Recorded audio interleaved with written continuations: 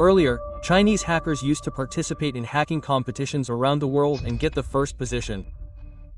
But after 2017, their presence suddenly disappeared. At first, no one understood why Chinese hackers were not participating. But then in 2019, an incident happened which exposed the dangerous plan of China. In March 2017, a group of hackers from China went to Vancouver, a city in Canada. Their mission was to find the hidden vulnerabilities in the world's most used software and devices. Their target was Google's Chrome browser, Microsoft Windows and Apple's iPhone. But these people had not gone to do anything wrong. They had gone to participate in a legal hacking competition called Taiwan.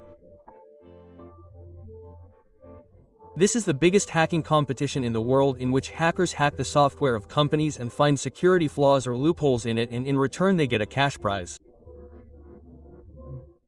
There are different prices in this competition, from $0.5 lakh to $1 million. The biggest prize is received for finding a vulnerability that no one has found before, and this is called zero-day vulnerability.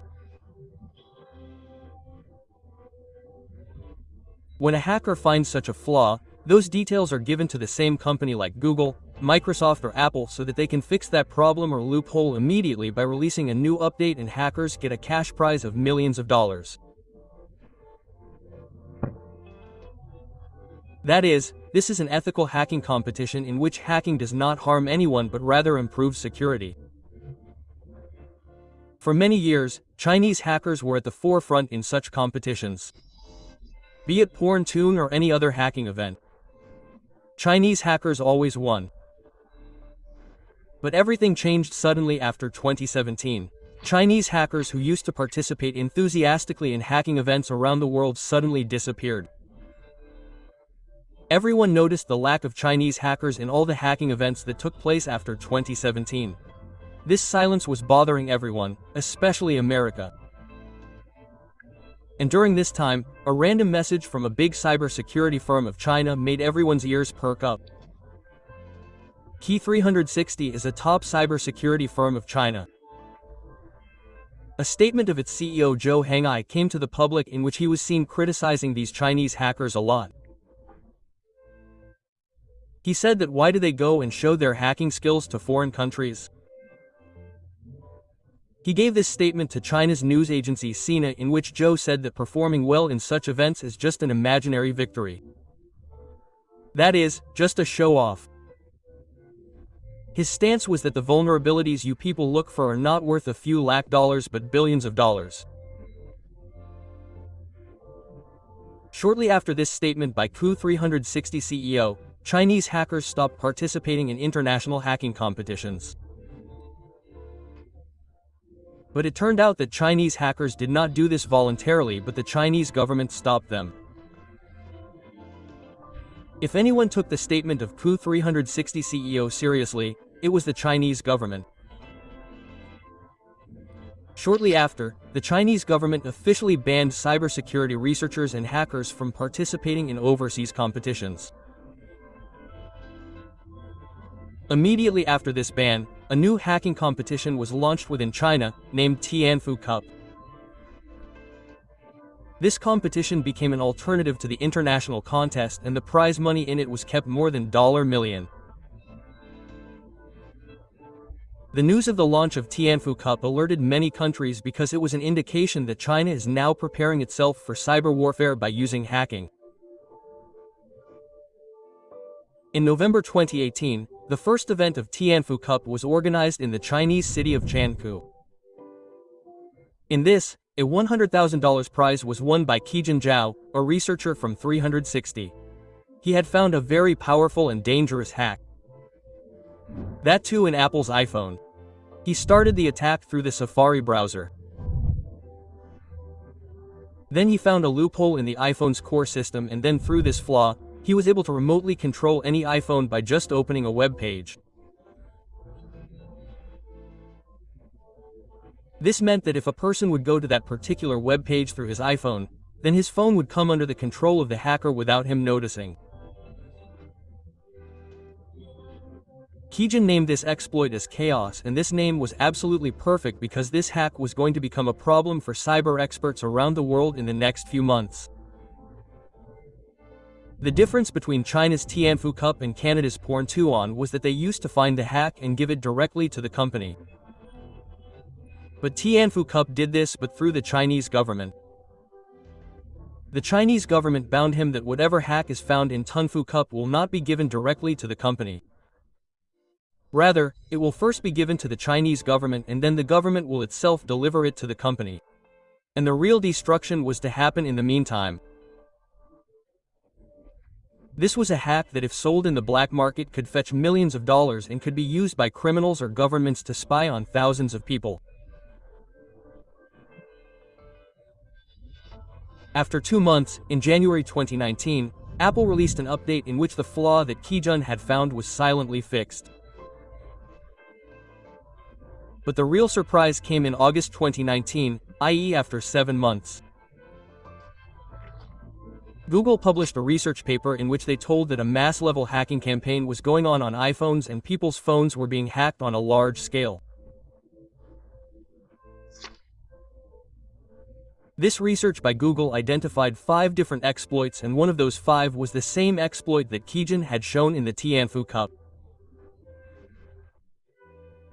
That is, the exploit that won Keijin the prize was the same exploit that was being used for mass surveillance of iPhones.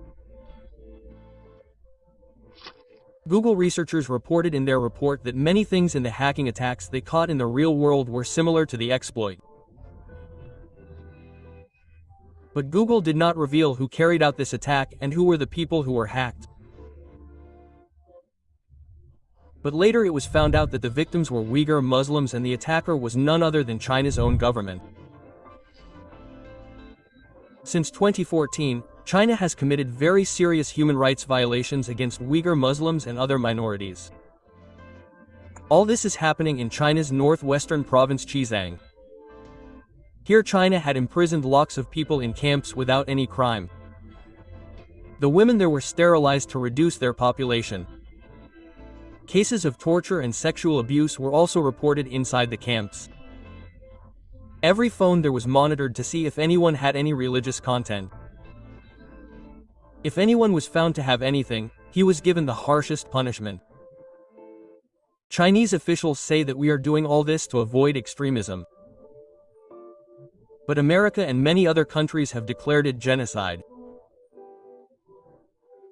This hacking campaign of China was not limited to only Uyghur Muslims, but journalists, activists and those who questioned the policies of the Chinese government were also targeted. When Google researchers published a report about iPhone hacking, after a few days the media connected all the dots. Then later Apple also told in a post that this hack actually continued for 2 months and this was the time when Keijin won the Tianfu Cup. One thing was now clear to the American experts that China has followed the strategy given by the CEO of Key 360. That is, prevent Chinese hackers from going abroad and utilize their skills in China itself and then use that hack to keep surveillance on people. To prove this, US surveillance agencies did a full technical breakdown of the Co's exploit and it exactly matched the Tianfu Cup hack. Later, Google's deep investigation also confirmed that both Co's and real-world attack were similar in structure. But the matter did not stop here. In February 2024, some data was leaked on the code-sharing website GitHub. This was the data of a Chinese company named iSun, which is an IT security firm. This data contained the company's emails, chat logs and development details of the spyware. The leaked data revealed that the company makes cyber spying tools and later these tools are given to the Chinese government and the People's Liberation Army. The leaked chats mention contracts between the Chinese Ministry of Public Security and iSun. It was revealed that iSun charges the government $00 to $75,000 for every hacked email inbox.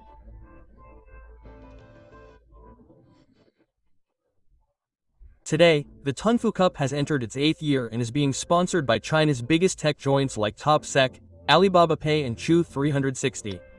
But now American officials are very concerned because the people and companies involved in this competition are seen to have links with the Chinese military.